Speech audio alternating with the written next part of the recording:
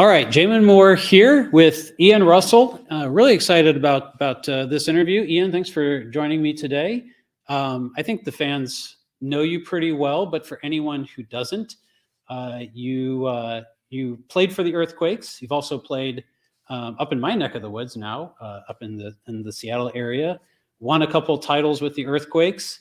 Became an assistant coach under a couple different coaches.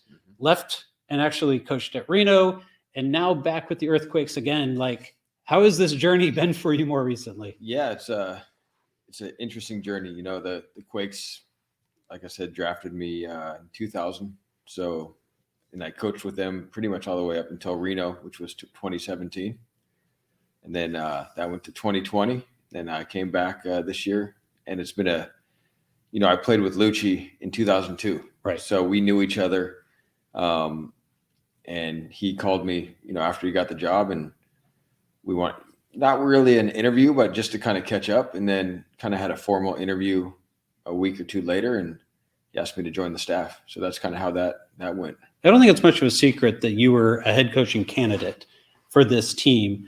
Obviously, I'm sure there's always a level of disappointment if you're really, trying to go after a head coaching job like that. But, how did that kind of conversation go with Lucci, given what you maybe had gone through in terms of the whole process? So that's a good question.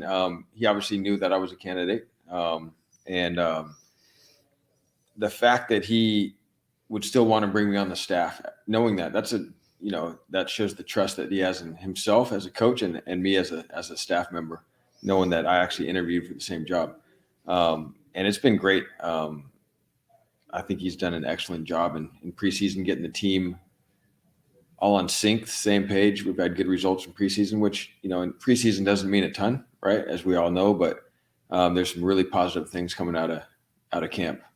He just came back from the U.S. men's national team, and I don't know how Lucci was at FC Dallas, but when you hear about how Greg Berhalter prepared the national team, there are a lot of concerns like, wow, this game model is very complicated and it asks a lot of the players. But the other thing that I've heard about Lucci is he's also very kind of detail oriented around things like the game model. Yeah. Has this been something that the players have been like, oh, this is different, I need to kind of absorb this model a little bit? Yeah, I think there's been a lot of information. There really has, but I think he's taught it in a way where he simplifies it and he repeats it so that the players really understand it. And I think that's what you've seen so far. The team looks organized. They understand how to press against different systems. So yeah, that part's been really good. It is detailed though. Like it is like we just signed Jonathan Mensah. He's going to come in. He has to learn a new, I would say that at a lot of teams you can just throw in a player and okay, he'll do fine. But I think there's a learning curve with this group that you have to come in and learn the system a bit. And so, how would you say you are progressing at this phase of preseason? You've got one game left. You've got a regular season game soon. I have to imagine that the focus right now is on certain basics of it that you want the players to get for the first game, and that other details probably will get implemented throughout the season. Is that a fair assessment? Yeah, I would say, one of the main parts was to make sure we're 90 minutes fit. And I think last game, everybody got 90 minutes. So you can kind of check that off. But I think the others is just, again, the game model, how we're going to press. And we've went over every different formation that can be thrown at us. And, so I would say the details have been there's always going to be game-to-game tweaks that we're going to make. But most of it's been done in preseason here. So talk a little bit more about the assistants. So coming in as an assistant, I imagine every club, it's a little bit different. But, Lucci has put in place a staff of people who a lot of you know each other and have been together, in different staffs and maybe even played together in the past.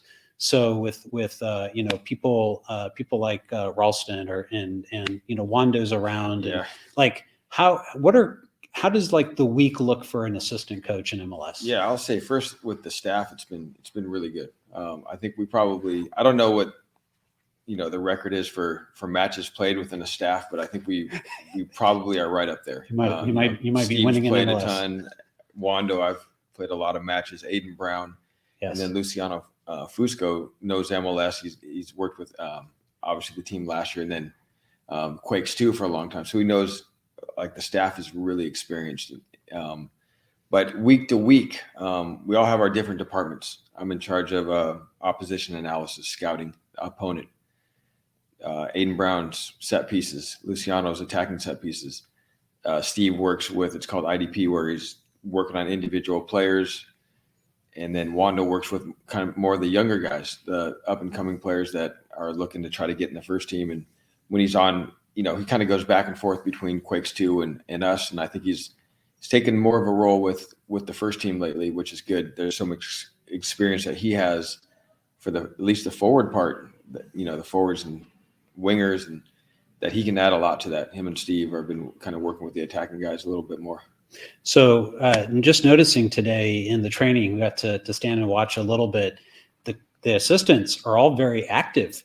You guys are out there playing some offense and defense, and you were trying to mark Cade Cowell there for a bit. I mean, obviously I struggled with that, but we try to bring a lot of energy to the training, and Lucci asked us to do certain things that, like today we had to press and kind of work on little combinations to try to beat us. So if I was tight on Cade, he has to figure out a solution to maybe lay it off and get him behind me. If I was loose, he'd have to figure out a solution to come off and then play. So just kind of giving them different looks, but that's something we do, a couple times a week. So, how are things getting settled into San Jose? Been able to find your place, and how's all the family? Yeah, so taking the change to come back from Reno and into San Jose again. We're gonna we found a place. We don't move until March 1st. So I've been kind of in the hotel for a bit. Family comes in right around 1st of March. So it's nice. My wife's from San Jose. I met her in San Jose. So she's excited. She has a bunch of family. And then my sister lives in San Jose. So I'm, excited to be back and just looking forward to the season getting going. First game of the season, Atlanta United. You mentioned you do opposition analysis. This is a team that's going also through a lot of change, just like the Earthquakes are going through a lot of change. When you come up against an opponent like that, where there's probably going to be some unknowns, how do you prepare for an opponent like that? Particularly, how do you prepare for an environment of 40 to 50,000 fans I think in their stadium? Yeah, we embrace the environment. I think it's going to be, I think the players love going into places where there's a big fan base. We do have a good look at them. So we, they've turned over some players. So it'll be a different team, but looks like I took a quick glance at the video I just got. It looks like it's pretty similar stuff to what we've seen before. Okay, good. Well, I really appreciate you stopping by. I know you got to run to a meeting, but it's been great to quickly catch up with you here at Coachella.